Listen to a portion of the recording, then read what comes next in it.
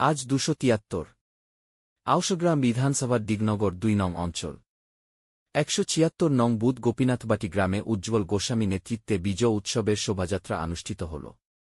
বিজয় উৎসবের অভিনন্দন যাত্রায় সূচনায় ছিলেন বিধায়িকা কলিতা মাঝি মহাশয়া। বিজেপির বিজয় উৎসবে অভিনন্দন যাত্রায় গোপীনাথবাটি গ্রামে জনস্রোতে পায়ে পায়ে পা মেলালেন আউশগ্রামের বিধায়িকা কলিতা মাঝি মহাশয়া। গোপীনাথবাটি গ্রামের প্রতিটি মানুষের প্রতি আমার আন্তরিক কৃতজ্ঞতা ও প্রণাম। আপনাদের বিশ্বাস, ভালোবাসা ও সমর্থনই আমার এগিয়ে চলার সবচেয়ে বড় শক্তি। গোপীনাথবাটি গ্রামে মানুষের মন থেকে ভয় দূর হয়েছে, ভরসার পরিবেশ গোপীনাথবাটি গ্রাম জুড়ে। যে গোপীনাথবাটি গ্রামে এতদিন ভয় আর সন্ত্রাসের পরিবেশ তৈরি করা হয়েছিল, আজ সেখানেই মানুষ নতুন ভবিষ্যতের স্বপ্ন দেখতে শুরু করেছে। গোপীনাথবাটি গ্রাম আজ মহিলাদের মুখে আত্মবিশ্বাস, মনে স্বস্তি আর চারদিকে উৎসবের আবহ। গোপীনাথবাটি গ্রাম থেকে থেকে ভয়ের রাজনীতি দূর হয়েছে, মানুষের মধ্যে বিশ্বাস ভরসা ফিরে এসেছে। সৃষ্টি সকাল নিউজ বাংলা।